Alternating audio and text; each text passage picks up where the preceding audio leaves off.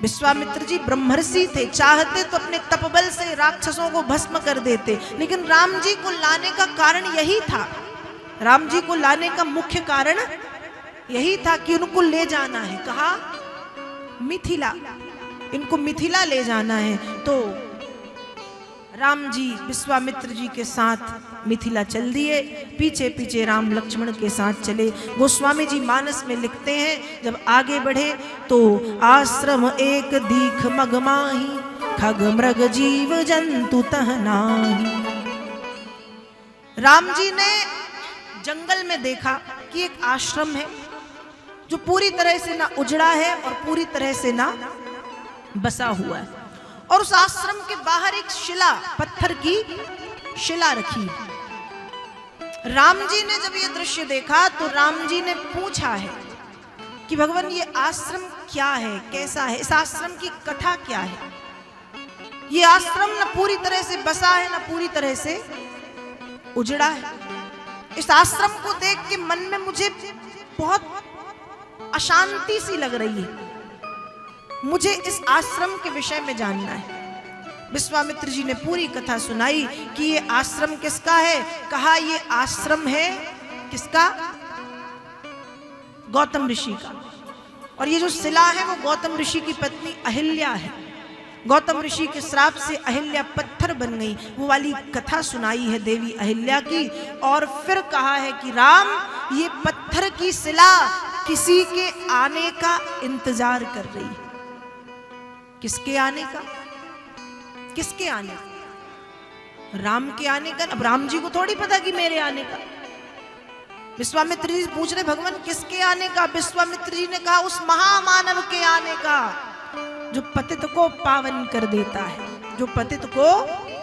ध्यान रखिएगा, ये दुनिया ऐसी है कि गिरे हुए को गिराना सब जानते हैं, गिरे हुए को गिराना सब जानते हैं, किसी कलंकित को और कलंकित करना सब जानते हैं, लेकिन पतित को पावन बनाने वाला राम कोई बिरला ही होता है जो पतित को पावन कर दे। और उस पतित को पावन करने वाले राम तुम हो। तुम, ये तुम्हारा इंतजार कर रही, अपने चरणों का स्पर्श कराओ और चरणों के स्पर्श करा के इसको मुक्त कर दो, इसको तृप्त कर दो। जब राम जी ने ये सुना तो राम जी थोड़ा सोच में पड़ गए। विश्वामित्र जी ने कहा राम क्या सोच रहे हैं आप? राम क्या सोच रहे हैं? राम जी ने कहा कि भक्तों के साथ मेरा लेन देन चलता रहता है, भक्तों के साथ मेरा लेन देन चलता रहता है। एक बार की बात है, जब द्वापर में ठाकुर जी की उंगली में चोट लगी तो भगवान की 16,108 जो रानियां हैं वो कोई वैद्य को बुलाए, कोई मरहम लाए, कोई कपड़ा बांधने ढूंढ रही कि कपड़ा बांध दूं। लेकिन उस समय द्रौपदी थी। द्रौपदी भगवान की बहुत अच्छी सखी है। द्रौपदी ने जब कृष्ण की उंगली से रक्त निकलते देखा तो साड़ी का पल्ला फाड़ के उंगली में लपेट दिया। और जब लपेटा तो भगवान कह रहे कि बहन क्यों तुमने अपनी कीमती साड़ी फाड़ी, थोड़ा सा तो लगा है। द्रौपदी कह रही मैंने नहीं फाड़ी। द्रौपदी क्या कह रही है? मैंने नहीं। एक बड़ा सुंदर भाव है राम कथा के परम मर्मज्ञ परम पूज्य स्वर्गीय श्री राजेश्वरानंद जी महाराज जो अब नहीं है, वो बड़ी प्यारी बात कहते थे कि द्रौपदी क्या कह रही है? प्यारे घनश्याम यदि काम आवे आपके, प्यारे घनश्याम यदि काम आवे आपके, तो उखाड़ दूं नसों को ये रेशम के धागे, उखाड़ दूं नसों को ये रेशम के धागे।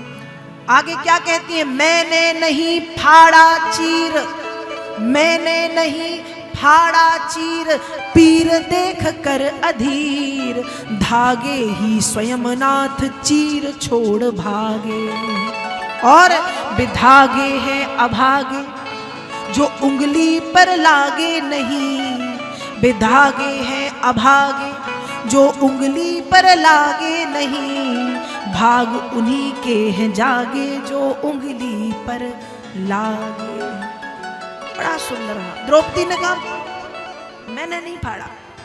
और गोविंद बात कैसी कर, तो ये तो एक साधारण सी साड़ी है, आपके काम में आएंगी तो खाड़ दूं नसों को, अपने शरीर की नसों को खाड़ के आपकी उंगली में लपेट सकती हूँ, इतना प्रेम करती हूँ आपसे, आपकी सखी यूं ही नहीं हूं मैं। द्रौपदी भगवान से कह रही है। तो भगवान ने द्रौपदी को मन ही मन वचन दिया कि बहन, छोटा सा चीर जब मुझे कष्ट हुआ तो तुमने समर्पित किया, समय आने पर चीर का ढेर लगा दूंगा, समय आने पर चीर का ढेर लगा दूंगा। और जब समय आया, द्रौपदी को जब भरी सभा में निर्वस्त्र किया जा रहा था, तो बड़ा सुंदर भाव लिखा गया, अंबर लो अंबर पहाड़ की नो शेष कवि, भीषम करण दौड़ सभियों बिचारी है, सारी बीच नारी है कि नारी बीच सारी है, सारी ही किनारी है कि नारी ही की सारी। इतने से चीर को चुकाया है भगवान ने, चीर का ढेर लगाया। तो भगवान आज वही सोच रहे कि मेरा भक्तों के साथ लेन देन कुछ ऐसे ही चलता है। द्रौपदी ने इतना सा कपड़ा दिया था, भगवान ने कपड़ों का ढेर लगा दिया। आज अहिल्या जब के वो पत्थर की शिला देखी, तो उसको देख के भगवान सोच रहे आज मुझे परीक्षा में पास होना है, आज मुझे परीक्षा में, आज मेरी परीक्षा है। परीक्षा कैसी? परीक्षा ऐसी कि एक समय किसी भक्त ने भगवान को पत्थर के भीतर से प्रकट किया था।